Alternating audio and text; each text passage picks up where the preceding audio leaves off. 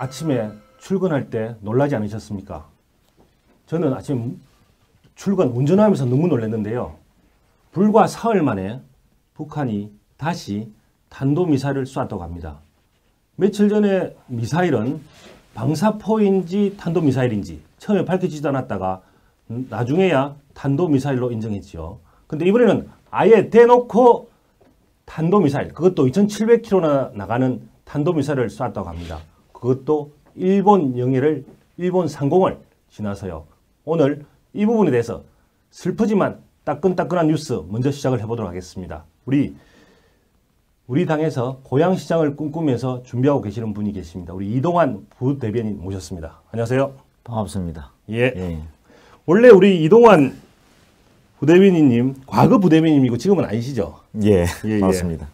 우리 그 이동환 사실은 교수님이신데 원래 전공은 도시계획 전문가이시죠? 예. 혹시 그 도시계획 전문가로서 혹은 또 고향시장을 꿈꾸시는 분으로서 혹시 뭐 본인 소개 좀 간단하게 해주실 수 있겠습니까? 예. 아마 당 생활은 기간으로 보면 거의 한 20년 가까이 한 걸로 생각이 납니다.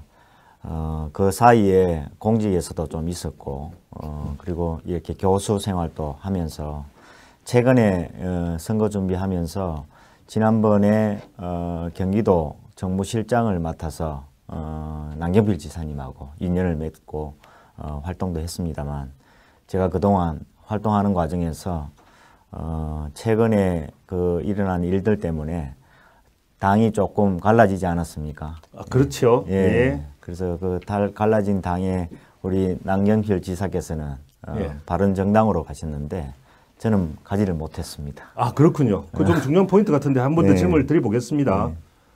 그 자기가 어떻게든 뭐 지사님과 정무실장의 관계면 모시는 분이었는데 모시는 분이 바른정당으로 갔으면 보통 정무실장쯤 되면 옮겨갔을 걸로 생각이 되는데 이번에 같이 안 간 특별한 이유가 있습니까?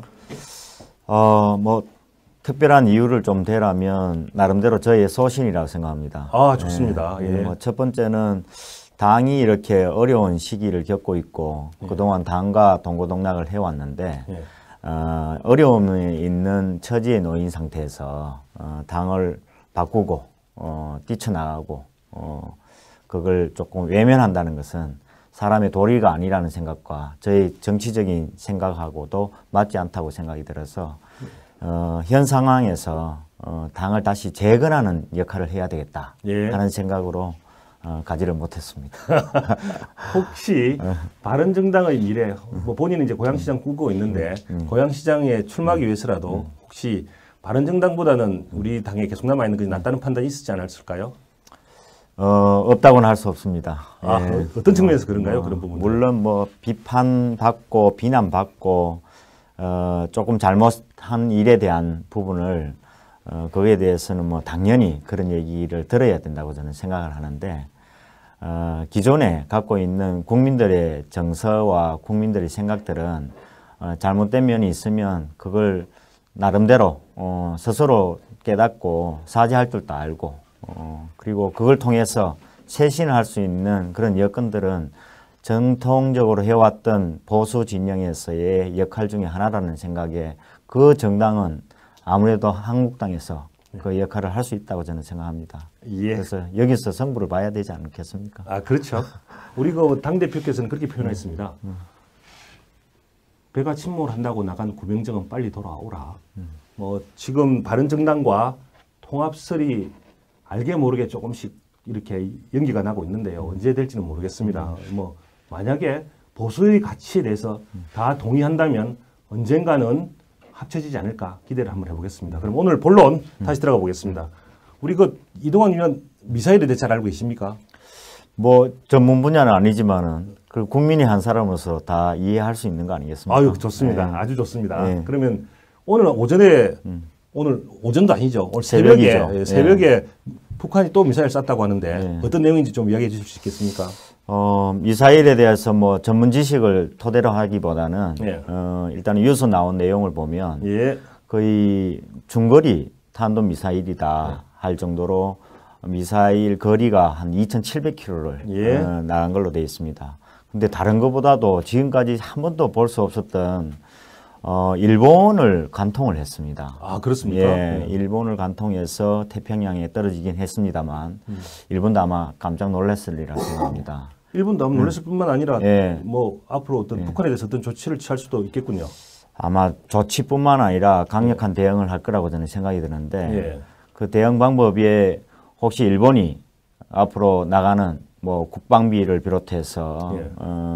자위대에 대한 위상 예. 그리고 대비 체제를 갖추는 과정에서 무장하는 예. 하는 계기가 되지 않을까 예. 그런 우려도 됩니다. 예. 그런데 어쨌든 영공을 지났다는 것 자체가 예.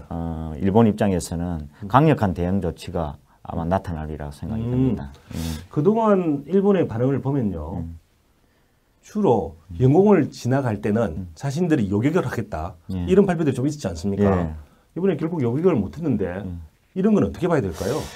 저도 뭐 지금까지 얘기한 것과 달리 요격할 수 있는 여건이었는지 아니면 예. 그 당시 발사한 시간이 5시 57분 정도라고 나와 있는데 예. 57분 정도에 워낙 급박하게 이루어진 일이라서 대응할 수 있는 시간을 가지지 못했는지는 모르겠습니다만 예. 보고도 그냥 놔두지는 않았을 거라고 생각합니다. 그래서 그런 예. 면에서는 우리나라 뭐 지난번에 뭐 계속 미사일을 지금 쏘고 있습니다만 3일 전에도 그렇고 지금도 그렇고 안보 태세를 갖추는 과정에 늘 국민의 불안이 지금 조장이 된다는 느낌을 가질 정도로 정부도 오락가락하는 부분이 없지 않아 있습니다. 아, 정부가 오락가락 예. 하는 부분, 그건 또 예. 조금 얘기를 해주시죠. 지난 토요일 그 미사일 같은 경우에는 미사일 자체에 대한 부분이 단거리 뭐 미사일이라고 하는데 워낙 빠르게 예. 지나갔다고 얘기를 하면서 예. 아직 정확하게 밝힐 수가 없다고 하면서 예. 아마 방사포가 아니냐 하고 그렇군요. 예, 예. 예상을 했습니다만 방사포는 아닌 것 같습니다. 예. 그 방사포가 아닌 것이 지금 같은 경우에는 아마 단거리 미사일이 아니었느냐 예. 그런 판단을 하고 있는데 정확한 거는 아마 지금 점검 중에 있는 걸로 알고 있습니다. 예. 그 이야기 나오셔서 하는 말인데 어제 아마 보도에 따르면은 미국의 판단대로 대부분 탄도미사일로 밝혀진 것 같습니다. 예. 아마 현 정권 입장에서는 굳이 탄도미사일을 방사포인 것처럼 이야기해야 될 필요성이 있다고 느껴지는데 혹시 그런 이유가 있습니까? 글쎄요, 뭐 일단은 유엔 결의 위반에 대한 부분들을 통해서 예. 그거에 대응을 제대로 못한 것에 대한 뭐 약간의 면피용 아니겠습니까? 그렇게 예. 얘기된다면. 그렇죠, 그죠? 예. 유엔 인권 결의에 따르면은 방사포는 유엔 인권 결의 대상이 아니다. 아니고 탄도미사일에 해당된다. 이것 때문에 현 정부에서 가능하면 방사포로 해석하고 싶은 마음을 하면 바람이었겠죠. 그렇게 바람이었겠죠. 그리고 계속 현 정권은 이러한 도발을 저강도의 도발, 심지어는 NSC가 열릴 필요조차도 없는 저강도의 도발이었다. 이렇게 발표를 하고 있는데요. 어제 이것이 결국은 미국이 판단한 대로 그 판단의 근거는 바로 그 당시에 이동 차량 이런 걸 보고 판단한 것 같은데 판단의 근거에 비추어서 탄도미사일로 수행한 걸로 보여집니다. 이 현 정부는 아무래도 대화를 우선으로 하다 보니 과연 전쟁 억지를 할 의지가 있는지 그 부분에 대해서 의문스럽습니다. 다시 한 번 더 돌아가서 우리 일본의 입장에 대해서 한 번 더 물어보겠습니다. 예. 일본의 입장에서는 본인들의 상공을 지나갔다, 영공을 지나갔다. 이렇게 되면 혹시 그 영공을 지나면서 미사일이 이렇게 뭐 부속물이 떨어질 수도 있고 혹은 잘못 쏘면 뭐 본토까지는 아니더라도 혹시 경제 수역이라든지 혹은 뭐 비슷한 섬에 떨어질 수도 있는데 이런 측면에서 보면 본인들이 기존에 이야기해 왔던 단순 요격 그거에 대해서 뭐 아까 얘기하셨지만 어떻게 보면 본인들이 태만했을 수도 있는데 아마 그건 어떻게 보면 북한의 어떤 정책일 수도 있을 것 같습니다. 예를 들어서 그동안 괌 쪽으로 방향을 돌리다가 그리고 심지어는 며칠 전에는 단거리 탄도미사일을 쏴서 자신들하고 관계없는 것처럼 보이다가 이번에는 아무도 예상하지 못한 시간, 장소 그리고 거리를 통해서 그 일본 상공을 바로 지나가는 아주 대담한 그런 도발을 일으켰는데 이 부분에 대해서 어떻게 생각하십니까? 일본도 아마 당황했으리라고 생각합니다. 예. 지금 그 일본 영공을 지나갔다는 건 얘기는 도발 중에 전쟁 선포나 마찬가지를 할 정도로 그렇겠죠. 아주 심각한 내용인데 예. 지금 워낙 뭐 저 새벽에 일어난 일이고 지금 시간적으로도 대응할 수 있는 시간적이 좀 아직은 짧기 때문에 예. 아직 판단을 아직 못하고 있을 텐데 예. 그건 차치하더라도 예. 일단은 그런 미사일이 그 영공을 지나갈 때 최소한 대비할 수 있는 방안들은 다 있었으리라고 생각합니다. 그렇군요. 근데 그거에 예. 대한 대비책이 없었다는 것이 예. 너무 의외라고 저는 생각합니다. 예. 아마 일본은 그거에 대해서 적극적인 대응이 아니라 아주 다른 어떤 그 사안보다도 이것에 대해서 아주 대담한 대응을 하지 않을까 하는 예. 생각입니다. 예. 그동안 일본은 주로 외교적인 정책 통해서 전쟁 억지력을 발휘하려고 했는데요. 요즘 일본은 아무래도 평화헌법에서 전쟁할 수 있는 국가로 바꾸고 있지 않습니까? 그런 차원에서 본다면 이번에 대응이 어떻게 나올지 기대됩니다. 한번 그 대응을 한번 조심히 지켜보도록 하겠습니다. 그럼 원래 준비된 대로 우리 그 이동환 위원님의 그 전공으로 들어가도록 하겠습니다. 우리 그 요즘 그 탈원전 이야기하면서 현 정부가 재생에너지, 신재생에너지 많이 이야기를 하고 있죠. 예. 그러면은 과연 이 신재생에너지가 원전을 대체할 수 있는지 이 부분에 대해서 우리 그 이동환 위원님이 전문가이신데 이 부분에 대해서 몇 가지 물어보도록 하겠습니다. 그 문재인 정부가 신재생에너지에서 전기를 얻겠다고 하는데 구체적으로 신재생에너지 어떤 부분이 있습니까? 예, 뭐 신재생에너지라면 말 그대로 신에너지고 재생에너지입니다. 아 그렇군요. 아, 예, 예. 그래서 자연에서 가져오는 에너지다, 예. 무한에너지다 이렇게 예. 얘기를 많이 합니다. 그래서 우리가 어떤 면에서는 지금 석탄의 화석연료를 사용했던 그 에너지를 앞으로 완전히 이렇게 자연에너지로 바꿔야 되지 않느냐는 것은 세계적인 조류이고 그리고 우리나라도 이것에 대한 준비를 오랫동안 해온 것은 사실입니다. 뭐 신에너지 얘기하면 뭐 간단히 조금 설명드리면 예. 신에너지는 우리 법상으로도 한 세 종류로 나누어져 있습니다. 아 그렇군요. 예, 예. 그래서 뭐 수소와 연료 전지 예. 그리고 석탄 액화가스가 있습니다. 예. 그리고 우리가 재생에너지라고 해서 기존에 예. 우리가 자연에너지에 대한 부분을 얘기를 하는데 수력, 뭐 풍력, 뭐 태양열, 태양광, 그리고 그렇군요. 바이오매스, 예. 뭐 그런 해양 폐기물, 지열 이런 내용들을 해서 한 8종류로 분류를 하고 있습니다. 근데 신재생에너지를 단순히 얘기하기는 참 좋습니다. 예. 이렇게 하면 좋겠다고 생각하는데 기존에 해왔던 화석 연료를 이용한 뭐 화력 발전에 의해 에너지라든가 그 다음에 원전 지금 우리 원자력 발전에 의해서 만들어지는 그 에너지에 비해서 예. 사실 지금은 정말 미비합니다. 아 그렇군요. 비중도 전 세계적으로는 좀 차이는 있지만 우리나라 같은 경우에는 두 자릿수가 안 될 정도로 네. 차지하는 비율이 낮음에도 불구하고 왜 이것에 대해서 이렇게 신경을 많이 쓰느냐. 일단은 뭐 CO2 문제라든가 예. 공해 문제 이런 것들이 다른 어떤 에너지보다도 기존에 사용하는 에너지보다는 월등하기 때문에 예. 얘기가 나온 거라고 생각이 듭니다. 예. 그럼 이렇게 물론 신재생에너지 좋은 장점도 많겠지요. 근데 이런 신재생에너지가 만약에 장점만 있으면은 기존의 전 세계 국가들이 전부 다 신재생에너지를 다 개발하고 다 쓰고 있겠지요. 예. 근데 대부분의 국가에서 아직도 원자력은 사용하고 있지 않습니까? 예. 그런 점에서 보면 신재생에너지하고 원전 사이에 장단점이 있을 것 같은데 혹시 신재생에너지의 단점은 주로 뭐로 보십니까? 일단은 단점의 가장 기본이 뭐냐면 지금 뭐 기술 개발을 떠나서 네. 일단 투자비가 많이 듭니다. 아 그렇군요. 예. 어느 정도 그래서 들죠?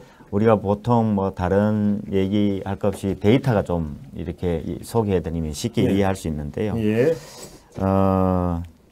OECD의 예. 세계 그 경제협력개발기구 산하기구의 원자력 기구라고 있습니다. 아 예. 예, 그 기구에서 우리 에너지를 가지고 예. 이 발전 유형별로 해서 평균 균등화 전력 비용이라는 것이 있습니다. 예. 예, 그 비용에 의하면 예. 우리가 천연가스는 평균적으로 뭐 메가와트 아워당 98.3불. 예. 그다음에 원자력은 47.4불. 아. 그다음에 태양광 우리가 얘기 많이 하고 있는 예. 태양광은 121.6불.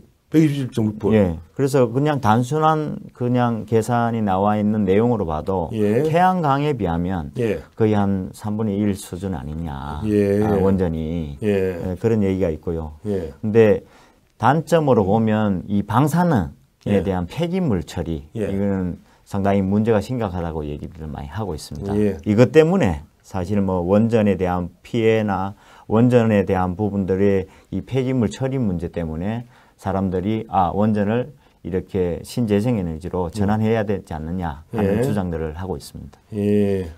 알겠습니다. 역시 그 원전의 장점은 비용이 싸다 이런 점에 있는 것 같고요. 역시 태양열은 비용이 약 3배 가능, 그러니까 원전의 3배의 비용이 든다 이런 이야기를 하셨습니다. 근데 풍력 발전 이 부분도 좀 이야기되는 것 같은데 이 부분에 대해서는 주민들 반대가 심하다는데 무슨 이유가 있습니까?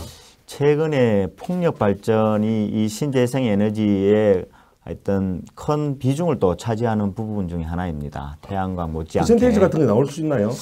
그 퍼센테이지는 제가 데이터로 확인은 지금 아직 안 되어 있는 상태인데요. 예. 풍력 발전 같은 경우에는 일단은 브레이드라고 해서 날개가 있습니다. 예. 날개가 한 100m 정도 되는 날개가 예. 돌아간다고 한번 생각해 보십시오. 예. 이게 아마 주변에 어느 정도 거리 예상할 수가 있는데 예. 돌아가는 소음이 만만치 않습니다. 소음이 또 있군요. 예. 그래서 지난번에 뭐 뉴스에도 나왔습니다만 전남 여수에 보면 4개 마을이 그런 저 풍력 발전소를 설치되어 있는데 예. 거리가 무려 한 500m에서 900m 정도 떨어진 마을들입니다. 예. 근데 이 소음 때문에 잠을 이룰 수가 없었다 하고 고통을 호소하는 분들이 많이 있었다고 합니다. 근데 그 마을에 다시 또 허가를 내준다고 얘기합니다. 그렇군요. 예, 그것 때문에 지금 요즘 아주 시끄러운 상황입니다. 예. 그리고 풍력은 아무래도 제가 이렇게 저도 신문 기사를 보면 다른 나라 같은 경우는 아주 넓은 영토를 가진 나라에서 사막 같은데 바람이 부는 어떤 사막 넓은 지역에서 이렇게 다량으로 이렇게 풍력 발전기 시설을 해서 에너지를 이렇게 뽑아내는데 우리나라 같은 경우는 그런 장소가 좀 없고 주로 이렇게 인구 밀집 지역이 많다 보니 좀 그런 부분에 한계가 있겠군요. 예, 일단은 뭐 신재생 에너지가 기본적으로 넓은 면적을 공간을 할애해야 가능한 것 같고요. 아까 투자비도 그렇고 그리고 실제로 우리나라 같은 경우에는 태양광하고 풍력만 얘기하더라도 태양광 같은 경우에는 일사량의 문제입니다. 그래서 우리 일사량을 기본적으로 한 3시간 반에서 4시간 정도를 평균을 잡고 있는데 효율이 많이 떨어진다고 볼 수 있습니다. 일사량 효율이 문제군요. 그 다음에 풍력 같은 경우에는 바람이 1년 내내 연중 꾸준히 불어줘야 되는 부분이 있는데 우리나라 환경에서 그 일정하게 계속 불어주는 것은 한계가 있다고 볼 수 있는 거죠. 그렇군요. 자, 이와 같이 우리나라 환경에서는 태양력이나 풍력을 활용할 수 있는 재생에너지가 어떻게 보면 주변 환경이 척박하다고 볼 수 있습니다. 이와 같은 환경이 있음에도 불구하고 문재인 정부는 고리 원자력 발전, 5, 6호기 발전을 중단시켰습니다, 이미. 이에 대한 부작용이 만만치 않죠? 어떻습니까? 예, 사실 원전이 우리나라에서 차지하는 비중이 물론 뭐 석탄 화력 뭐 발전소보다는 많지는 않지만은 한 30% 정도 수준입니다. 꽤 되는군요. 한 32%라고 얘기하기도 합니다만, 그래서 30% 차지하는 원전이 만약에 아까 비용 말씀드린 것처럼 어떻게 보면 비용이 좀 저렴하게 공급될 수 있는 것인데 그것을 이렇게 축소를 하든지 요번에 고리 원전을 5, 6호기를 건설하다가 공사를 중단을 시켰는데 첫 번째 예상할 수 있는 것이 앞으로 우리 뭐 일반적으로 그 얘기하게 되면 사람들은 그렇지 않다고 얘기할 수도 있겠습니다만 그거는 이제 보는 시각이 문제가 아니라 아직 기술력이 그 정도 수준이 아니기 때문에 신재생 에너지보다는 가격이 비쌉니다. 그러면 전기 요금은 오르게 돼 있습니다. 그렇겠죠. 그 다음에 지금 요번에 공사 중단으로 인해서 상당 부분 거기에 종사하는 일자리를 갖고 있었던 사람들이 고용에 그게 이제 감소가 가져올 수밖에 없고요. 예.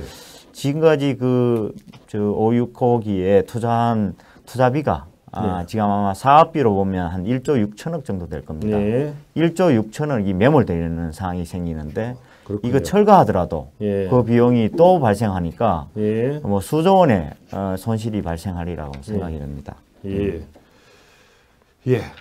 현 정부는 이미 건설에 들어갔기 때문에 비용이 1.6조 원 들어간 원전 건설을 중단시켰습니다.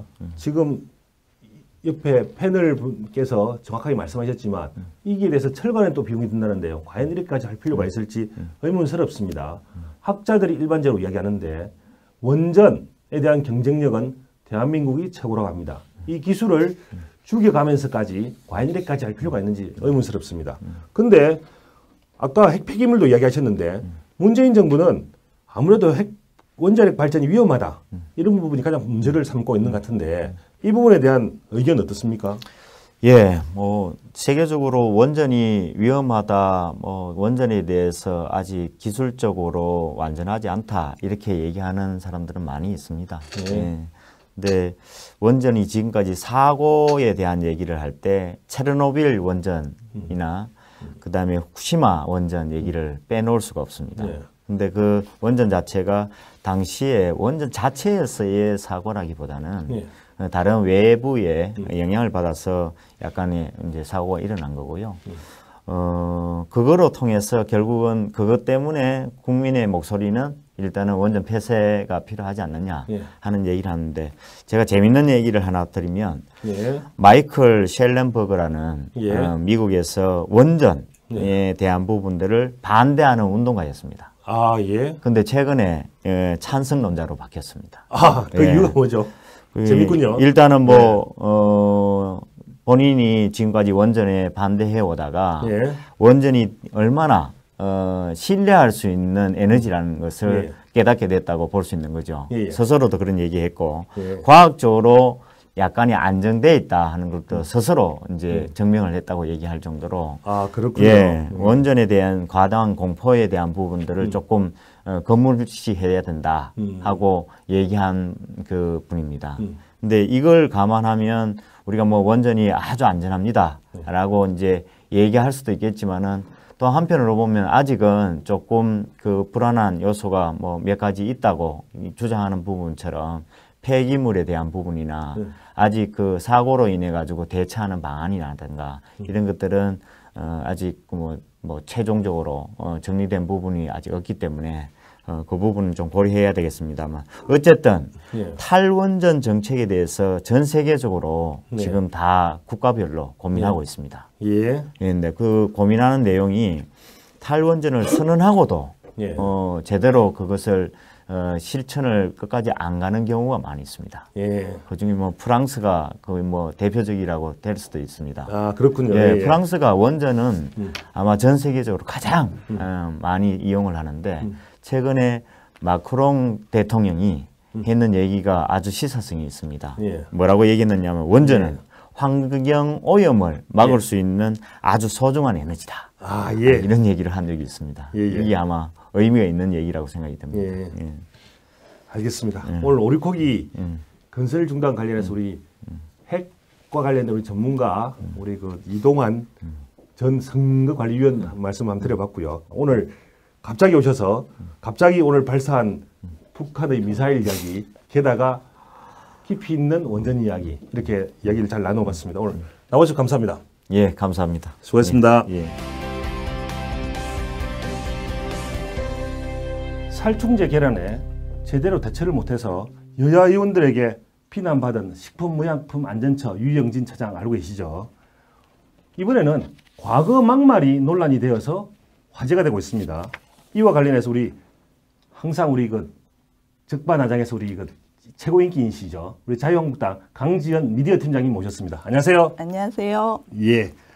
아주 좀 뭐 재밌는 막말이 있나 본데요. 우리 유영진 처장 어떤 막말을 했길래 이렇게 화제가 되는지 모르겠습니다. 한번 소개해 주시죠. 예, 근데 재밌다고 보기엔 수위가 너무 높은 것 같습니다. 제가 읽어드릴게요. 여기 보시면은 수위가 그 정도로 높습니까? 예, 박근혜는 한나라당을 새누리당으로 당명을 세탁하고 각하는 또 불법 사찰을 참여정부가 한 걸로 물타서 빨래하려고 하야하고 감옥 보내 물빨래나 시켜라. 이게 박근혜 대통령에 대해서 한 예. 말인데 예. 글쎄 정치적인 반대자라 하더라도 너무 심한 말이죠. 그렇죠. 예. 예. 그다음에 이 물빨래 이게 무슨 의미로 도대체 쓴 겁니까? 이런 이야기는.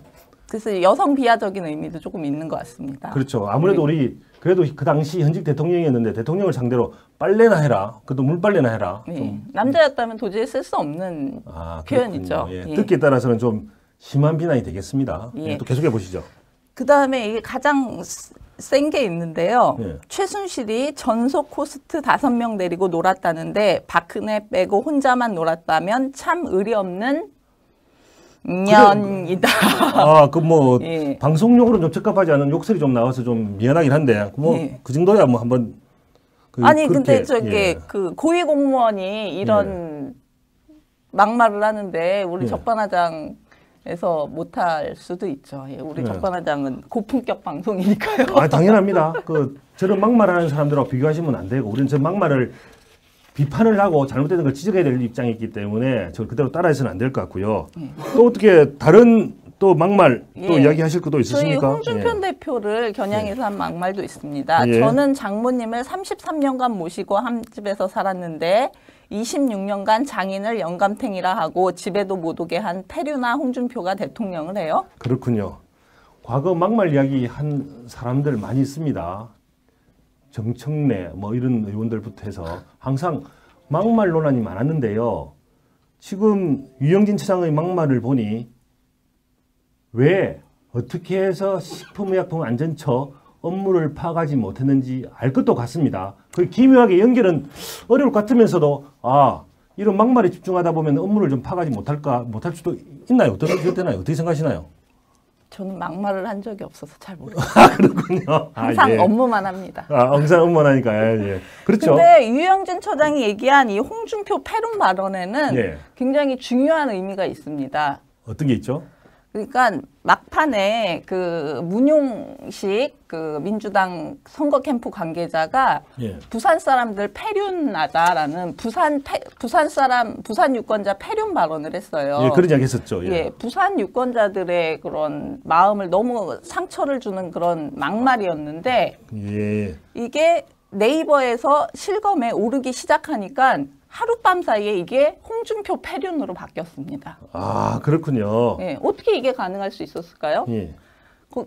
저는 그 해답이 네이버 뉴스 편집 책임자였던 윤영찬 이사가 편제고, 예. 지금 현재는 저기 청와대 소통수석인가요? 예, 그렇습니다. 예, 예. 얘기 계속하시죠. 그분이 그 당시 네이버에서 뉴스 편집 담당자였거든요. 그렇군요. 그거하고 연관이 있다라고 봅니다. 그러니까 네이버에서 실검을 어떤 식으로든지 예. 조작 가능성. 내지는 그런 행위를 해가지고 예. 얘기 계속하시죠. 예. 순식간에 예. 부산 패륜 발언을 홍준표 패륜 발언으로 뒤집었어요. 이 저기 거대 포탈을 앞세운 여론 조작이 얼마나 무서운지 그 아주 적나라하게 보여주는 사례라고 생각하고 이 부분에 대해서 저 네이버 뉴스 편집 자문위원이신 분들, 우리 당 추천하신 분들이 예. 이 부분에 대해서 좀 파헤쳐야 된다라고 저는 생각합니다. 예, 가슴이 좀 뜨끔하군요. 저도 기억이 납니다. 과거 대선 시절이라서 다시 돌이키기 싫지만 처음에 민주당 관계자가 부산 패륜, 이렇게 부산이 패륜 뭐 이렇게 연결을 하다가 결과적으로 홍준표로 연결시켜 버렸는데요. 아마 유영진 차장 뭐 부산 출신이 맞죠? 혹시 잘 모르시죠? 아니요, 맞습니다. 저기 예. 그 유영진이란 이런 막말하는 사람들이 어떻게 그 고위공직자에 임용될 수 있었는가를 보면은 그 저기 유영진 처장 뭐 하는 사람이냐면은 문재인 직능특보예요. 그렇군요. 예, 그리고 예. 문재인 직능특보에 어떻게 임명됐는가 보면은 문재인하고 같은 고향 사람이죠. 부산 사람이에요. 아, 그렇군요. 그래서 유영진 처장은 한마디로 얘기해서 문재인 사람이다. 이렇게 볼 수 있는 예, 겁니다. 어떤 전문성도 어떤 정책적인 능력도 보여준 바가 없지만 단지 문재인하고 고향 사람이라는 이유만으로 식약처장에 화려하게 데뷔한 그런 사람이라고 볼 수 있습니다. 혹시 네. 그런 측면도 있지만 네. 과거에 네. 이와 같은 막말을 함으로써 네. 혹시 현 대통령의 그 신임을 얻지 않았을까요? 아, 그런 것도 충분히 가능하다고 보는데 사실 이제 막말을 해가지고 화제를 몰고 예. 또 그걸로 그러면 이제 사실 문재인 대통령 얼마나 막말하고 싶겠어요, 속으로. 아니, 대신해주면은 그 사람이 약간 이뻐 보이는 효과가 있지 않을까요? 예.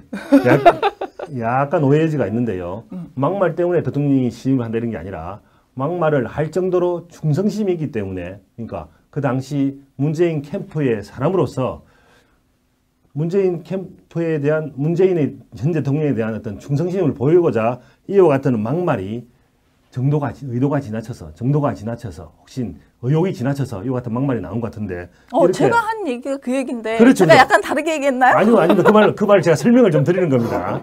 예, 그와 같은 차원에서 이러한 인사를 바로 코드 인사 내지는 보호 인사라고 얘기를 하죠. 그래서 지금 유영진 처장에 대한 논란, 제대로 선임해서 제대로 지명해서 적합한 일에 맡겼는가라는 문제가 되고 있는 것 같습니다.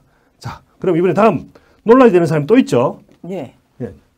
남편이 연봉 6억이다. 와, 연봉 6억 저도 한번 받아봤으면 좋겠는데요. 남편이 연봉 6억이다. 남편이 연봉 6억이라는 말은 본인은 또 다른 본인이 따로 있다는 이야기 같은데 그 본인이 누군지 참 궁금해집니다. 그럼 남편이 연봉 6억인 사람 누군지 궁금하고요. 이와 관련해서 어떤 준비한 것도 있다면서요. 예, 준비한 거 그렇습니다. 보여주시겠어요? 아닙니다. 저기 일단 네. 말씀드리고 보여드릴게요. 예, 그렇게 하시죠. 예, 예. 아, 예. 예, 그 남편이 연봉 6억인 그 굉장히 행운의 여인 우리 이유정 헌법재판관 후보입니다. 아, 예. 이제 청문회 당시 이제 당당하게 남편이 연봉 6억이라고 밝혔는데요. 이게 문제가 되는 이유는 사실 뭐 변호사가 능력이 있으면 연봉 6억이 아니라 60억이라도 받을 수 있는 거 아니겠습니까? 예, 뭐 저는 그걸 받아본 적이 없어가지고요. 제가 부끄럽습니다. 변호사긴 하지만 예, 연봉 6억을 받아본 적은 예, 없습니다. 문제는 이 남편이 연봉 6억을 언제 받았느냐. 부장 판사를 그만두고 그 예. 다음에 첫 번째 받은 연봉이 6억에 달한다라는 겁니다. 예. 자, 이거 뭐냐면은 그동안 그 민주당 인사들이 정관예우 없애라고 입에 침이 마르게 주장을 예. 해왔는데 예. 바로 본인들은 그런 정관예우를 받아왔으면서 예. 마치 자기들은 아닌 척 정관예우 폐지하라고 뻔뻔스럽게 요구했다라는 겁니다. 그런 점에서 이유정 후보의 어떤 이중성과 그 내로남불 정신을 보여주는 그런 사례가 아닌가 생각합니다. 예. 연봉 6억이면 월로 따져보면 약 5천만 원쯤 되는 거죠. 예. 근데 과거 정부에서 아마 그 뽑은 지명자 중에 월급 3천만 원이 많아서 문제가 됐던 시절이 있었던 것 같습니다. 거기에 비하면 엄청나게 많은 급여를 받았는데 이런 분의 이런 분을 남편으로 둔 분은 행운은 아니시겠지만 과연 이런 분이 고위 공무원에 이렇게 지명이 될 수 있을지 그 부분도 좀 의문스럽습니다. 네. 자, 그러면 우리 다음 질문 넘어가겠습니다. 우리 이유정 헌법재판관 후보자 이야기 나왔으니 그 남편 연봉 6억 얘기를 했었는데요. 남편 연봉 6억 말고도 논란이 되는 점이 또 있죠. 어떤 게 있습니까? 그 이유정 후보는 그 대통령 탄핵까지 할 수 있는 그런 중요한 헌법재판관의 업무를 수행하기에는 지나치게 편향적인 인사라는 점이 문제가 되고 있는데요. 그렇죠. 예. 그러니까 한마디로 얘기해서 박원순 지지선언, 노무현 지지선언, 민주노동당 지지선언, 진보신당 지지선언 이렇게 해가지고 그냥 진보 편향 인사예요. 한마디로 얘기해서. 그러면 이분은 앞으로 헌법재판관으로서 각 사건마다 어떤 정치적인 사건에 대해서 내릴 수 있는 판결은 이미 정해져 있다고 볼 수도 있겠군요. 그렇죠. 이제 이분이 네. 어떤 그 객관적인 법리와 그 본인의 직업적 양심에 따라서 판단할 수 있을지 굉장히 의심스러운 인물이라고 볼 수 있습니다. 예. 과연 뭐 여러 가지 핑계를 대긴 하지만 너무 중립적이어야 될 헌법재판관이 너무 정치적으로 편향됐을 때 과연 적정한 인선인지 알 수가 없을 것 같습니다. 헌법재판관은 중에서 헌법재판소장이 결정이 되는데요. 일반적으로 현직 대통령이 지명한 헌법재판관이 나중에 헌법재판소장이 된다고 합니다. 그렇다고 본다면 비록 미래의 일이지만 이유정 후보자가 헌법재판관이 됐을 때 나중에 헌법재판소장이 될 가능성이 있다고 보여집니다. 그런 차원에서 보면 과연 정치적으로 편향된 사람이 이와 같이 중요한 각 대한민국의 이익을 조율하고 이익을 공유해야 될 위치에 있는 그런 헌법재판관의 지위에 갈 수 있을지 과연 의문스럽습니다. 자, 이번에는 제가 제일 자신 없는 생리대 논란입니다. 우리 미디어 팀장님께서 여성이라서 특별히 이 질문을 우리 작가님께서 만드신 것 같은데요. 그 생리대, 그 시장 점유율 10위 안에 든 모든 생리대에서 독성 물질이 나왔는데 마치 릴리안만 문제가 있는 것처럼 단독으로 공개가 됐습니다. 여기에 무슨 문제가 있다고 하는데 무슨 문제를 말씀하시는 거죠? 이제 여성분들 같은 경우에 잘 아시겠지만 릴리안이라는 생리대에서 독성 물질이 나왔다고 해가지고 지금 그 릴리안 생리대를 제조한 깨끗한 나라가 굉장히 공경에 처해 있습니다. 그렇군요. 그런데 사실 릴리안이라는 생리대에서만 독성 물질이 나온 것은 아닙니다. 생리대 자체가 뭐 이게 먹는 물건이 아니잖아요. 근데 사실 알고 보면은 화학 물질이라는 거는 우리가 그 인공 색소도 화학 물질이고요. 그러니까 식품에서도 충분히 나올 검출 자체가 될 수는 있는 물질이에요. 근데 이 화학 물질하고 독성 물질이 검출됐다는 사실만 가지고 문제를 삼아 가지고 그 시장 점유율 3위의 릴리안이라는 생리대가 결국에는 생산 중단까지 갔는데요. 여기에 경쟁업체의 음모가 있다라는 그런 정황이 포착되고 있습니다. 아, 그래요? 경쟁업체의 음모 좀 구체적으로 얘기를 해주시죠. 그러니까 뭐냐면은 이 여성환경연대라는 데가 릴리안이라는 생리대, 릴리안 등 10개 업체에서 독성 물질이 검출됐다라고 발표를 했어요. 10개 모두에서 발견이 됐는데 릴리안만 이름이 언급이 됐거든요. 근데 문제는 그 여성환경연대에서 운영위원으로 일하고 있는 사람 중에 그 생리대 경쟁업체인 유한 킴벌리 상무이사가 있었다라는 거죠. 아, 그렇습니까? 그렇습니다.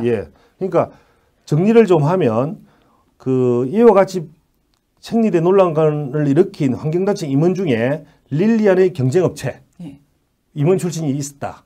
그래서 혹시 보면 그런 경쟁업체 임원이 좀 이렇게 릴리안 경쟁업체를 좀 이렇게 견제하기 위해서 제가 표현이 좀 그렇지만 견제하기 위해서 그와 같은 것을 특히 릴리안만 문제 있는 것처럼 이렇게 발표를 했다. 이렇게 얘기하시는 거죠. 충분히 그렇게 의혹을 제기할 수 있는 상황인 게 왜냐면은 지금 유한 킴벌리가 생리대 업체 1위예요. 그렇군요.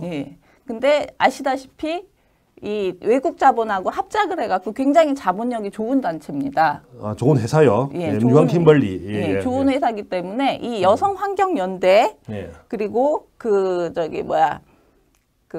생리대 실험을 실시한 강원대 거기에 후원을 과거에 했던 적이 있습니다. 아, 그렇군요. 돈을 댔어요. 그렇군요. 그렇다면은 이제 돈이 오간 관계에서 어떤 음모가 작용할 수 있지 않았을까 이런 의혹을 충분히 가질 수 있는 사건이라고 생각합니다. 뭐 아직까지 정상적인 어떤 조사가 이루어지지 않아서 확신할 수는 없지만 만약에 이와 같은 발표를 하는 환경단체에서 발표된 대상 기업의 경쟁업체의 임원 출신이 있었다면 충분히 의심해 볼 만한 정황이 있다고 보여집니다. 이런 부분들에 대해서는 앞으로 추가적으로 어떤 실제로 조사가 이루어져야 될 것 같은데 조사가 이루어질지도 알 수가 없습니다. 제가 걱정하는 것은 혹시 이런 생리대 논란이 바로 살충제 계란 파동 있고 난 이후에 이루어져서 살충제 계란 파동을 막기 위해서 터뜨린 거 아닌가라는 의혹마저 드는데 과연 그런지는 앞으로 계속되는 추이를 보면서 살펴보도록 하겠습니다. 아니 근데 릴리안 생리대 문제는 좀 더 중요한 의미가 있습니다. 아, 어떤 의미? 그러니까 좌파 단체가 이 환경과 여성을 위한다는 명분을 앞세우지만 사실은 이게 자기들 입속 챙기기를 위해서 환경과 여성이라는 아젠다를 이용하고 있다라는 거거든요. 아까 설명드린 것처럼 지금 좌파 단체하고 강원대라는 학계가 꼈죠. 유한 킴벌리라는 기업이 있습니다. 예. 이 자본과 그 학계와 좌파 단체가 끼면은 어떤 사람이든지 순식간에 문제 있는 사람으로 만들 수 있어요. 문제 있는 기업을 만들 수 있는 거고. 우리가 이 좌파 단체하면 열심히 자신들의 신념을 우리 우파들도 그렇게 생각하는 경향이 있죠. 그러니까 나는 우파지만 좌파 애들이 자기 신념을 위해서 저렇게 얘기하는 거 우리가 용인할 수 있다라고 생각할 수 있는데 당연히 그렇게 생각할 수 있죠. 예. 문제는 그 이면을 잘 들여다보면서 그게 과연 신념을 위한 것인지 자기 이속을 위한 것인지 잘 체크해 볼 필요가 있다라는 겁니다. 아, 그렇군요. 예. 아까 예. 제가 말씀드린 그 이유정 아까 언급한 이유정 헌법재판관 후보자는 예. 가장 큰 문제가 뭐냐면은 자기의 정치적인 소신을 내세우면서 그걸 사건 수임에 이용했다라는 거예요. 아, 예. 지금 그게 논란이 있었죠. 예, 그러니까 이분이 만약에 그 10년 동안 100건을 수임했다 하면 그 중에 절반 정도는 민주당 사람들한테 사건 수임을 받은 거예요. 그렇죠, 그죠? 이렇게 되면은 이게 본인의 신념인지 장사 속인지 도대체 헷갈리는 지경이 오는 거거든요. 신념이 아니라 장사 속으로 볼 수 있다. 이런 얘기를 하셨는데요. 그런데 준비하신 것도 있지 않으십니까? 예, 그렇습니다. 저는 그래서 이런 여러 가지 이유정 헌법재판관 후보의 행태라든지 여성환경연대의 그 석연치 않은 행보들을 보면서 저는 좌익에 대해서 이런 식으로 정의를 하고 싶습니다. 아, 또 좌익은 준비를 또 똑같이 잘해 오셨군요. 좌익은 장사 속이다. 예, 예. 아, 우리가 예. 이 좌파들의 그 행태에 대해서 그 좀 우파들은 사실 좀 그런 면이 있어요. 좀 사람만 좋아가지고 예. 그냥 그 이면을 제대로 볼 줄 모르고 그냥 가장 큰 문제죠. 예. 내버려둬 예. 자기들 알아서 하라고 그러는데 그 이면에 숨겨진 장사 속과 그 좌익 생태계를 면밀하게 파악해가지고 이게 왜 문제냐면은 정상적인 기업 활동을 방해하고 있어요. 릴리안 생리대가 뭘 잘못했습니까 도대체? 예. 기준에 다 어긋나지 않았고요. 그리고 심지어 다른 10개 생리대하고 똑같은 그 뭐라고 할까 똑같은 물질이 검출됐는데도 불구하고 지금 거의 여론의 문매를 맞고 있지 않습니까? 그렇죠. 예, 그 다음에 또 이유정 헌법재판관 같은 경우에 결국 국민의 혈세를 자기가 이제 슈킹한 거예요. 예. 민주당 수임 사건이 100건이 넘습니다. 예. 충분히 이해됩니다. 무슨 측면인지 알 수가 있고요. 좌익이 단순히 원칙인 것처럼 신념인 것처럼 이야기를 하면서 자신의 주장을 관철하고 고위직에 올라가기도 하지만 결과적으로 보면 그 과정에서 본인들의 장사 속으로 이익을 취득하기 위해서 한 행동들이 많이 있을 수도 있다라는 취지의 이야기인 것 같습니다. 자, 오늘 재밌는 이야기 그리고 어떻게 보면 약간 충격적인 이야기도 좀 많이 해주셨는데 오늘 이야기 또한 도움 주신 우리 강지연 미디어팀장님 수고하셨습니다. 감사합니다. 수고했습니다. 지난주에 이어 이재인 여성특보님 다시 한번 모셨습니다.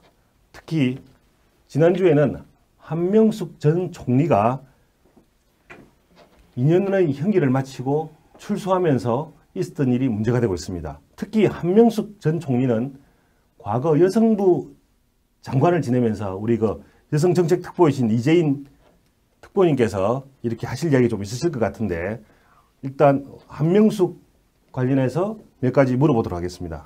현재 민주당이 한명숙 전 총리가 억울한 옥살이를 했다면서 열렬하게 출소를 환영하고 있습니다. 어떻게 보십니까? 시청자 여러분들께서도 이해하셨을 겁니다. 아니 뭐 형기를 살고 나온 사람 맞냐? 저 유관순 열사 옥살이하고 나오는 것 같아. 뭐 이렇게 보셨을 것 같습니다. 아주 민주당에서 열렬한 환영을 보내고 있는데요. 또 나오는 논평이 정말 부적절합니다. 특히 이와 같이 한명숙 전 총리 나오자마자 그 민주당 대변인은 정권에 부한 내동한 관련자들은 청산되어야 할 적폐 세력이다. 이렇게까지 얘기했다고 하는데요. 이런 건 어떻게 해석해야 됩니까? 그러니까요.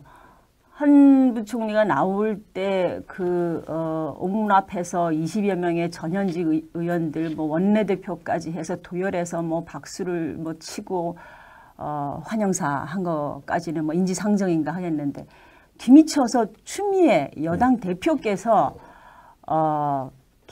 마이크 앞에 서시더니 기소도 잘못됐고 재판도 잘못됐다 하면서 사법부의 지금 판정 결과를 정면으로 부인하는 말씀을 하셨습니다. 그 아주 매우 부적절하다고 봅니다. 민주당 대변인도 나서서 억울한 옥살이 이런 일제히 이 적폐의 대상으로 사법부를 지목하고 있는데요. 아무리 봐도 한명숙 전 총리는 지금 증거주의 재판에 입각해서 엄밀한 재판 결과 실형을 받으신 분입니다. 그거를 뭐 재판도 잘못됐다, 뭐 정치적 재판이다 이렇게 몰아붙이면 사법부에 이게 엄정한 재판이라는 게 어디가 있겠습니까? 엄밀한 증거를 놓고 대법원 전원 합의로 유죄 판결을 내린 재판을 두고도 그렇게 보면 너무나 아전 인수격이고요. 정말 이렇게 사법부 전체를 진영 논리에 따라서 입맛에 맞지 않으면 적폐라고 공격하는 이런 행태는 앞으로 사법부의 권능을 믿고 이 국가 운영을 할 세력으로서 어떻게 하려고 하는지 아주 걱정스럽습니다. 우선 당장 김명수 대법관 청문회를 예상을 해보죠. 그러면은 여야에서 이번에 한명숙 그 재판이 잘못됐다고 여당 입장인데 그럼 대법관을 하실 분으로서 지금 13명의 대법관들이 내린 판결을 잘못됐다고 보십니까? 그럼 김명수 대법관 예정자가 뭐라고 얘기해야 됩니까? 이럴 때. 그러니까 사법부에 대한 국민의 신뢰를 완전히 무너뜨리는 이거는 정신적으로 국민들 전체에게 이 어디 가서 억울할 때 하소연할 때가 있겠는가에 대해서 믿을 데가 없다라는 그런 엄청난 정신적인 공황까지 가져올 수 있는 아주 잘못된 행태라고 생각합니다. 이와 같이 한명숙 전 총리 출소 관련해서 이런 비판들 법치주의 훼손이고 상권 분립이 있고 상권 분립에 대한 훼손이고 심지어는 사법권에 대한 불신이다. 이런 이야기들이 많이 있었는데요. 이 부분에 대해서 우리 당에서도 정확하게 논평을 한 걸로 알고 있습니다. 내가 하면 로맨스, 남이 하면 불륜. 본인들의 시각에 따라서 이번에 박근혜 재판, 이와 같은 재판에 대해서는 본인들이 정확한 사법부의 판결이고 존중해야 된다고 이야기를 하면서 본인들에 대해 불리한 판결 내지는 집행이 있을 때는 사법부의 권능을 인정하지 않는 것, 이런 것이 시정돼야 될 것 같고요.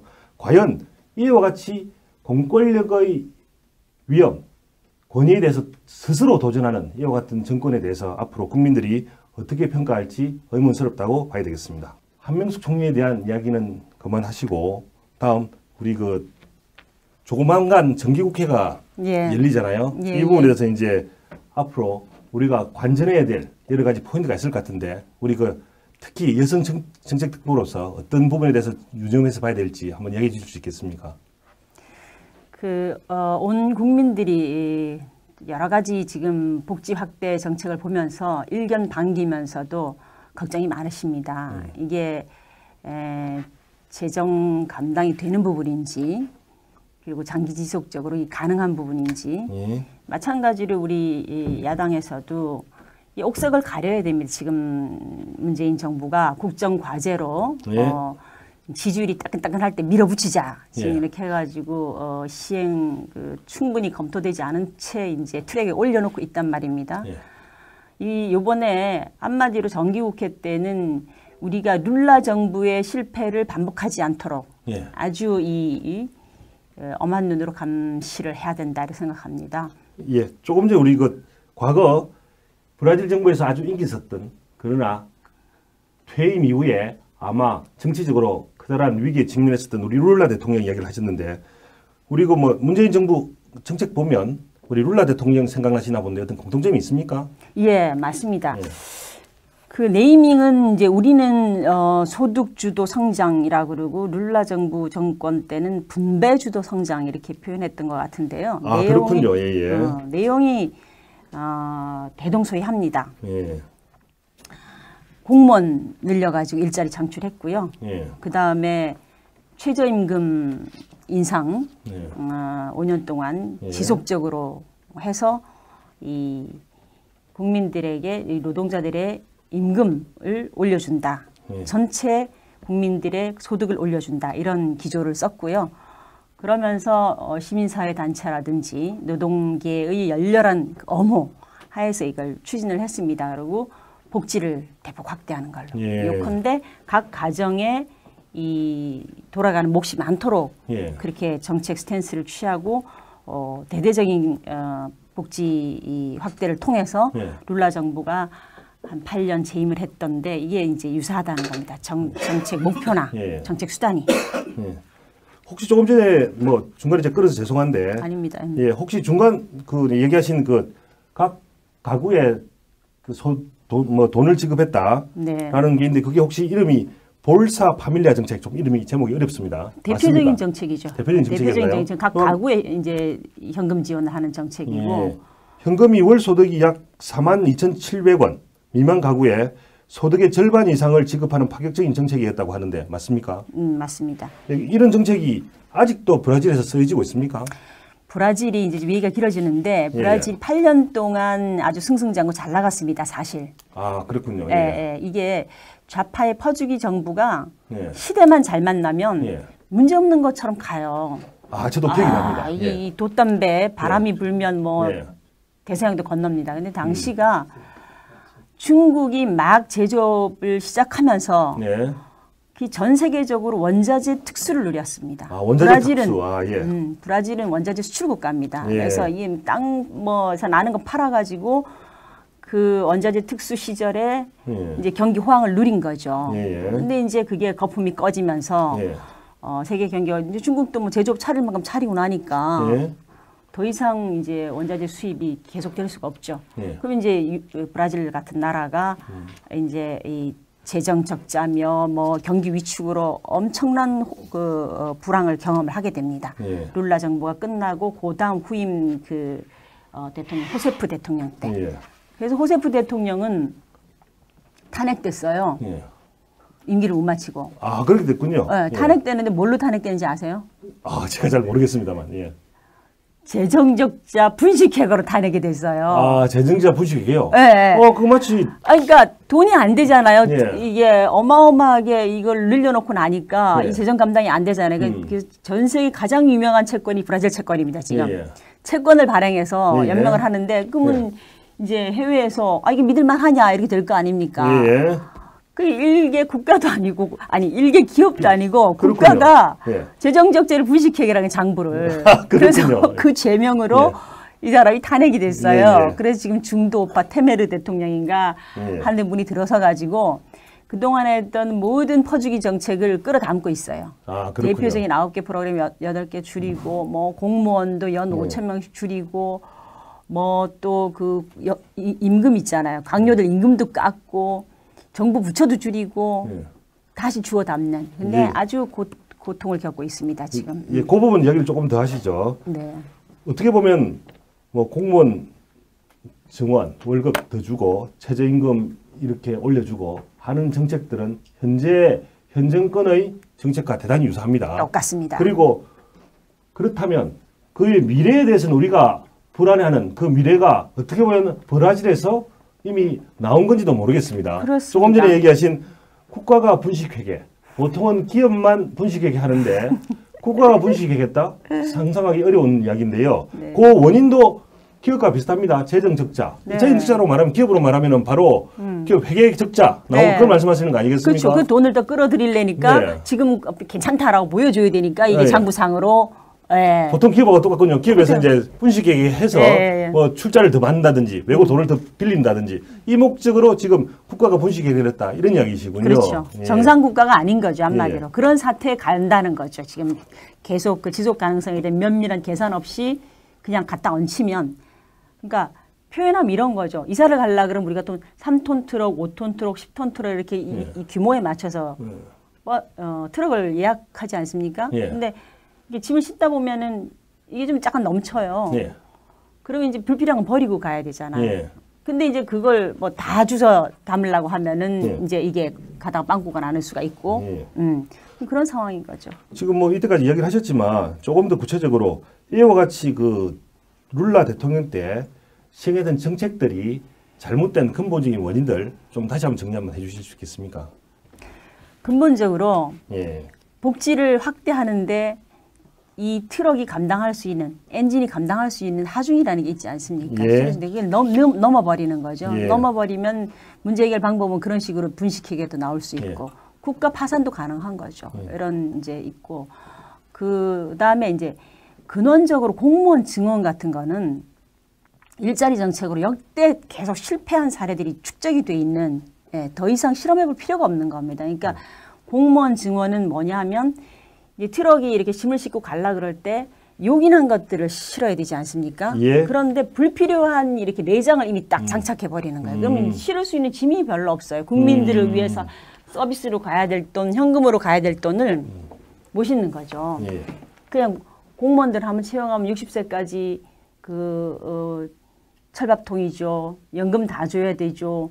그 부담 다 나가고 나서 고정비용 나가고 나서 그 다음에 예산 가지고 국민들에게 가는데 첫째, 그래서 공무원 증원이라는 거는 이게 장기적인 계산 없이 하면은 국민들이 나중에 세금을 더 올릴 수도 없고 있는 세금 안에서라면 다른 예산을 줄여야 되는 문제가 있고요. 또 하나는 더 심각한 거는 공무원 증원이든 뭐든 해당 일자리에 적정 인력 이상을 투입을 하면 어떻게 됩니까? 해이가 일어납니다. 예. 도덕적 해이가. 예. 그렇죠? 5명이면 할 수 있는 일을 6명 넣어보십시오. 예. 누가 더 안 하나 경쟁입니다. 이게 누가 더. 요즘 이야기하는 그 잡 나누기 사실은 생산성을 높여서 2명 할 것을 1명으로 줄여도 못할 판에 지금 한 명 할 것을 1명 해도 되는 일을 둘이 나눠서 굳이 하겠다. 이와 같은 정책으로서 과연 앞으로 국가가 제대로 돈을 벌고 제대로 성장할 수 있을지 의문스럽습니다. 맞습니다. 예.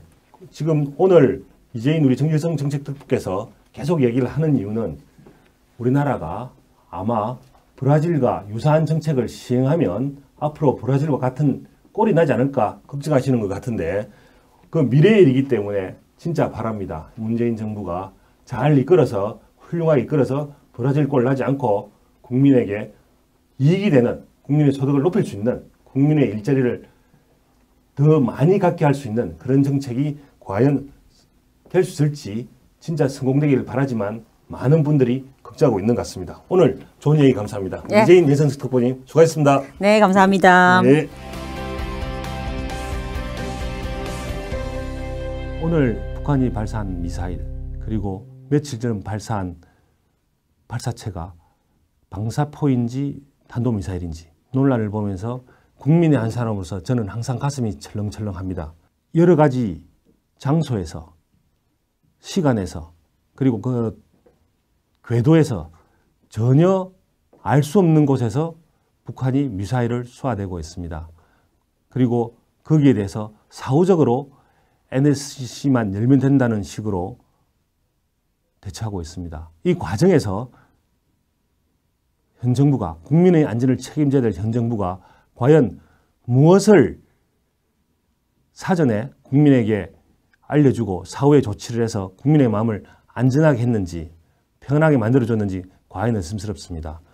앞으로도 과연 현 정부가 이와 같은 위급한 안보 시기에서 어떤 일을 할 수 있는지 관심 있게 지켜보도록 하겠습니다. 오늘 적반하장 마치도록 하겠습니다. 감사합니다.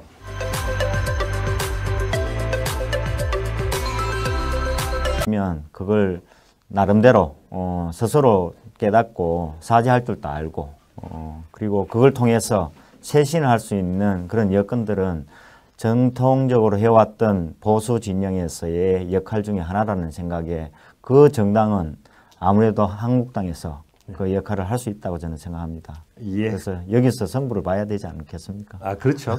우리 그 당대표께서는 그렇게 표현했습니다. 배가 침몰한다고 나간 구병정은 빨리 돌아오라. 뭐 지금 바른정당과 통합설이 알게 모르게 조금씩 이렇게 연기가 나고 있는데요. 언제 될지는 모르겠습니다. 뭐 만약에 보수의 가치에 대해서 다 동의한다면 언젠가는 합쳐지지 않을까 기대를 한번 해보겠습니다. 그럼 오늘 본론 다시 들어가 보겠습니다. 우리 그 이동환 위원 미사일에 대해 잘 알고 계십니까? 뭐 전문 분야는 아니지만은 그 국민이 한 사람으로서 다 이해할 수 있는 거 아니겠습니까? 아유, 좋습니다. 네. 아주 좋습니다. 네. 그러면 오늘 오전에 오늘 오전도 아니죠. 오늘 새벽이죠. 새벽에 북한이 또 미사일 쐈다고 하는데 네. 어떤 내용인지 좀 이야기해 주실 수 있겠습니까? 미사일에 대해서 뭐 전문 지식을 토대로 하기보다는 예. 일단 뉴스 나온 내용을 보면 예. 거의 중거리 탄도 미사일이다 할 정도로 미사일 거리가 한 2,700km를 예. 나간 걸로 되어 있습니다. 근데 다른 것보다도 지금까지 한 번도 볼 수 없었던 일본을 관통을 했습니다. 아, 그렇습니까? 예, 일본을 관통해서 태평양에 떨어지긴 했습니다만 일본도 아마 깜짝 놀랐으리라 생각합니다. 일본도 아마 놀랐을 뿐만 아니라 예. 뭐 앞으로 어떤 북한에 대해서 어떤 조치를 취할 수도 있겠군요. 아마 조치뿐만 아니라 강력한 대응을 할 거라고 저는 생각이 드는데 예. 그 대응 방법에 혹시 일본이 앞으로 나가는 뭐 국방비를 비롯해서 예. 자위대에 대한 위상 예. 그리고 대비 체제를 갖추는 과정에서 무장하는 예. 하는 계기가 되지 않을까 예. 그런 우려도 됩니다. 예. 그런데 어쨌든 영공을 지났다는 것 자체가 예. 일본 입장에서는 강력한 대응 조치가 아마 나타나리라고 생각이 듭니다. 그동안 일본의 반응을 보면요. 주로 영공을 지나갈 때는 자신들이 요격을 하겠다. 예. 이런 발표들이 좀 있지 않습니까? 예. 이번에 결국 요격을 못했는데 이런 건 어떻게 봐야 될까요? 저도 뭐 지금까지 얘기한 것과 달리 요격할 수 있는 여건이었는지 아니면 예. 그 당시 발사한 시간이 5시 57분 정도라고 나와 있는데 예. 57분 정도에 워낙 급박하게 이루어진 일이라서 대응할 수 있는 시간을 가지지 못했는지는 모르겠습니다만 예. 보고도 그냥 놔두지는 않았을 거라고 생각합니다. 그래서 그런 예. 면에서는 우리나라 뭐 지난번에 뭐 계속 미사일을 지금 쏘고 있습니다만 3일 전에도 그렇고 지금도 그렇고 안보 태세를 갖추는 과정에 늘 국민의 불안이 지금 조장이 된다는 느낌을 가질 정도로 정부도 오락가락하는 부분이 없지 않아 있습니다. 아, 정부가 오락가락하는 예. 부분, 예. 그건 또 조금 얘기를 해주시죠. 지난 토요일 그 미사일 같은 경우에는 미사일 자체에 대한 부분이 단거리 뭐 미사일이라고 하는데 워낙 빠르게 예. 지나갔다고 얘기를 하면서 예. 아직 정확하게 밝힐 수가 없다고 하면서 예. 아마 방사포가 아니냐 하고 그렇군요. 예. 예상을 했습니다만 방사포는 아닌 것 같습니다. 예. 그 방사포가 아닌 것이 지금 같은 경우에는 아마 단거리 예. 미사일이 아니었느냐 예. 그런 판단을 하고 있는데 정확한 거는 아마 지금 점검 중에 있는 걸로 알고 있습니다. 예. 그 이야기 나오셔서 하는 말인데 어제 아마 보도에 따르면은 미국의 판단대로 대부분 탄도미사일로 밝혀진 것 같습니다. 예. 아마 현 정권 입장에서는 굳이 탄도미사일을 방사포인 것처럼 이야기해야 될 필요성이 있다고 느껴지는데 혹시 그런 이유가 있습니까? 글쎄요, 뭐 일단은 유엔 결의 위반에 대한 부분들을 통해서 예. 그거에 대응을 제대로 못한 것에 대한 뭐 약간의 면피용 아니겠습니까? 아, 그렇게 예. 얘기된다면. 그렇죠, 그죠? 예. 유엔 인권 결의에 따르면은 예. 방사포는 유엔 인권 결의 대상이 예. 아니다. 아니고 예. 탄도미사일에 해당된다. 예. 이것 때문에 예. 현 정부에서 예. 가능하면 방사포로 해석하고 싶은 마음을 하면 바람이었겠죠. 그렇게 바람이었겠죠. 예. 그리고 계속 현 정권은 이러한 도발을 저강도의 도발, 심지어는 NSC가 열릴 필요조차도 없는 저강도의 도발이었다. 이렇게 발표를 하고 있는데요. 어제 이것이 결국은 미국이 판단한 대로 그 판단의 근거는 바로 그 당시에 이동 차량 이런 걸 보고 판단한 것 같은데 판단의 근거에 비추어서 탄도미사일로 수행한 걸로 보여집니다. 이 현 정부는 아무래도 대화를 우선으로 하다 보니 과연 전쟁 억지를 할 의지가 있는지 그 부분에 대해서 의문스럽습니다. 다시 한 번 더 돌아가서 우리 일본의 입장에 대해서 한 번 더 물어보겠습니다. 예. 일본의 입장에서는 본인들의 상공을 지나갔다, 영공을 지나갔다. 이렇게 되면 혹시 그 영공을 지나면서 미사일이 이렇게 뭐 부속물이 떨어질 수도 있고 혹은 잘못 쏘면 뭐 본토까지는 아니더라도 혹시 경제 수역이라든지 혹은 뭐 비슷한 섬에 떨어질 수도 있는데 이런 측면에서 보면 본인들이 기존에 이야기해 왔던 단순 요격 그거에 대해서 뭐 아까 얘기하셨지만 어떻게 보면 본인들이 태만했을 수도 있는데 아마 그건 어떻게 보면 북한의 어떤 정책일 수도 있을 것 같습니다. 예를 들어서 그동안 괌 쪽으로 방향을 돌리다가 그리고 심지어는 며칠 전에는 단거리 탄도미사일을 쏴서 자신들하고 관계없는 것처럼 보이다가 이번에는 아무도 예상하지 못한 시간, 장소 그리고 거리를 통해서 그 일본 상공을 바로 지나가는 아주 대담한 그런 도발을 일으켰는데 이 부분에 대해서 어떻게 생각하십니까? 일본도 아마 당황했으리라고 생각합니다. 예. 지금 그 일본 영공을 지나갔다는 건 얘기는 도발 중에 전쟁 선포나 마찬가지를 할 정도로 그렇겠죠. 아주 심각한 내용인데 예.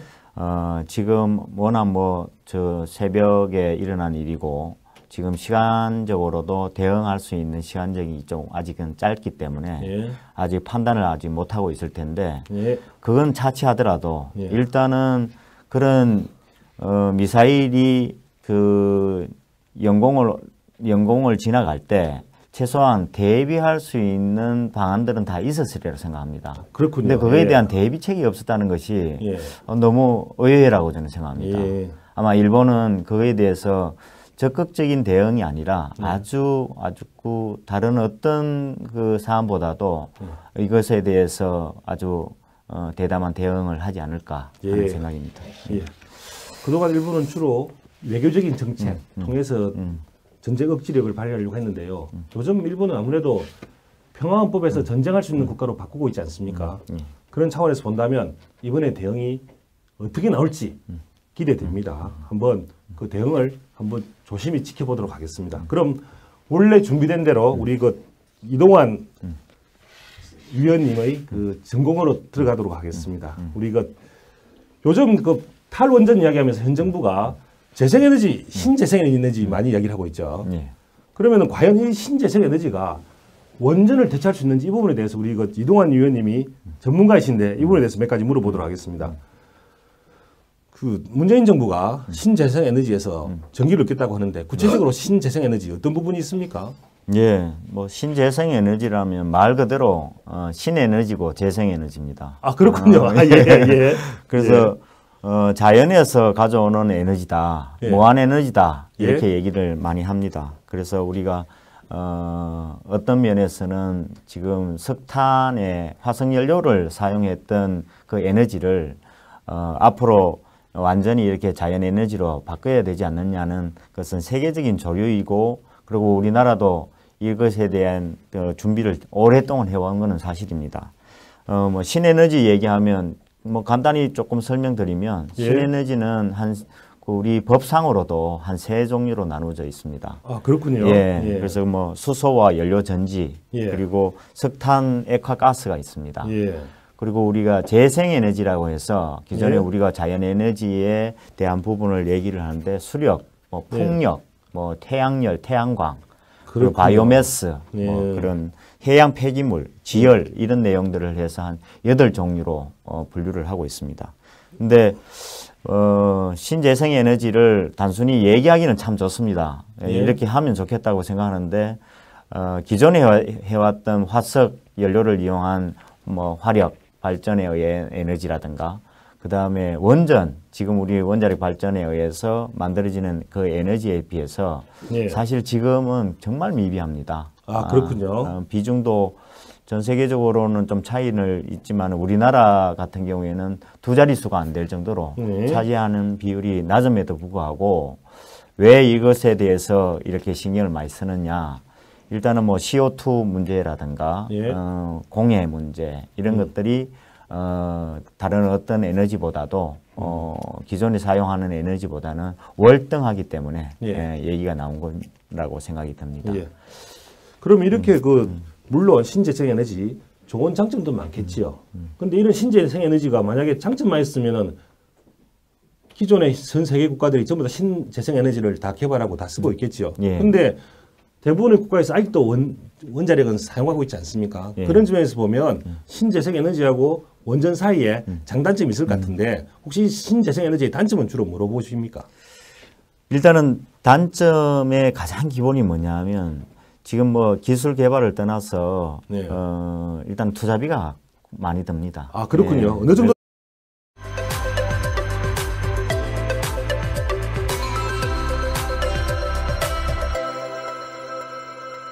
아침에 출근할 때 놀라지 않으셨습니까?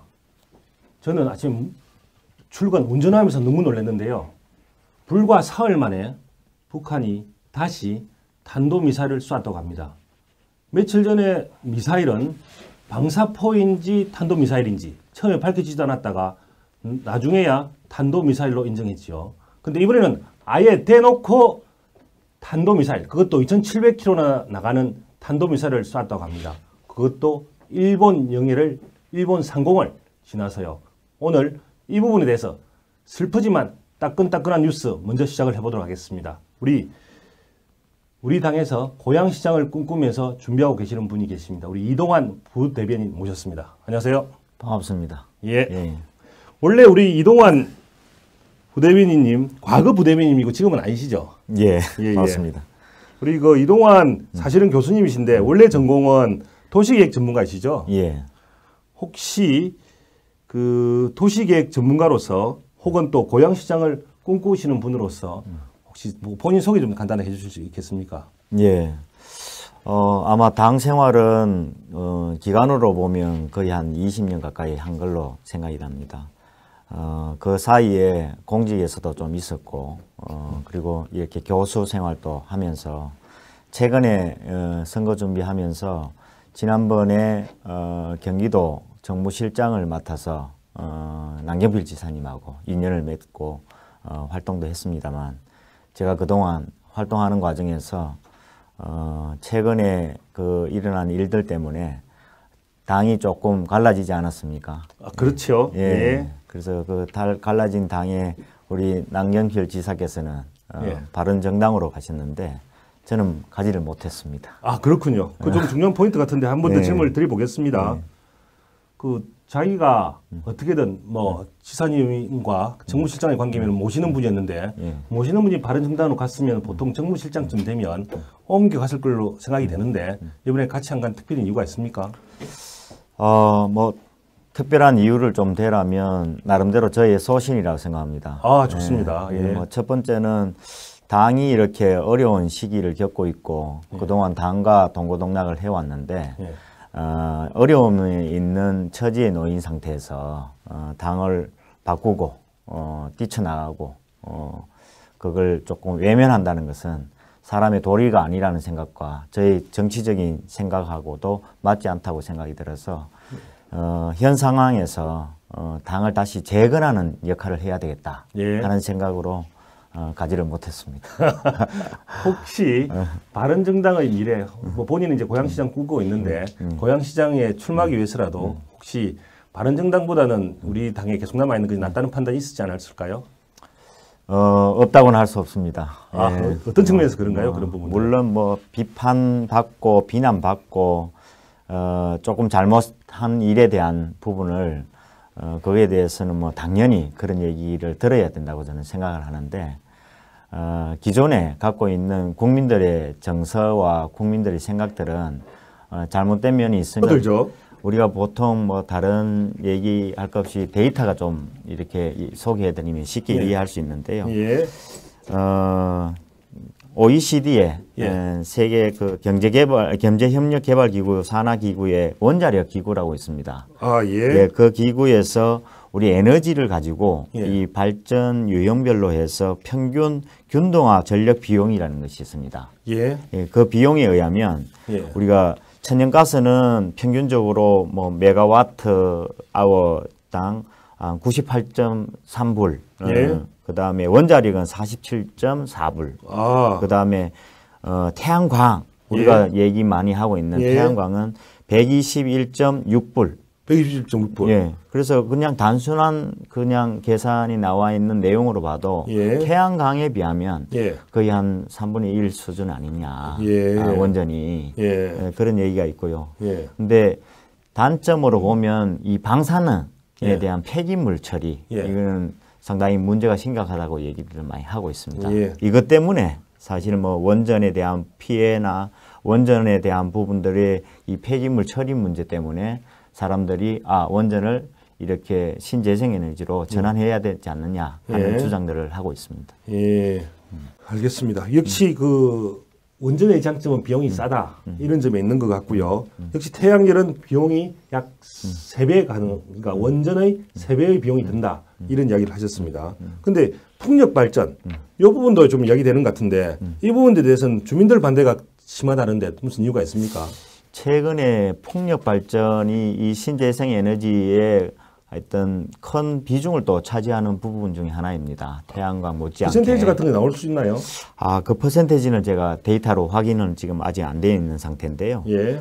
풍력 발전 같은 경우에는 일단은 브레이드라고 해서 날개가 있습니다. 예. 날개가 한 100m 정도 되는 날개가 돌아간다고 한번 생각해 보십시오. 이게 아마 주변에 어느 정도 거리 예상할 수가 있는데 돌아가는 소음이 만만치 않습니다. 소음이 또 있군요. 그래서 지난번에 뭐 뉴스에도 나왔습니다만 전남 여수에 보면 4개 마을이 그런 풍력 발전소를 설치되어 있는데 거리가 무려 한 500m에서 900m 정도 떨어진 마을들입니다. 근데 이 소음 때문에 잠을 이룰 수가 없었다 하고 고통을 호소하는 분들이 많이 있었다고 합니다. 근데 그 마을에 다시 또 허가를 내준다고 얘기합니다. 그렇군요. 그것 때문에 지금 요즘 아주 시끄러운 상황입니다.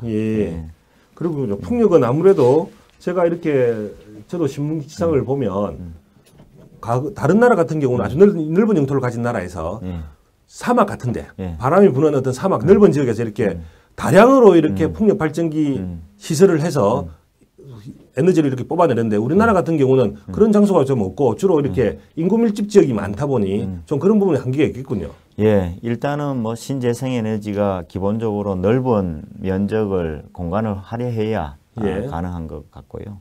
아까 투자비도 그렇고 그리고 실제로 우리나라 같은 경우에는 태양광하고 풍력만 얘기하더라도 태양광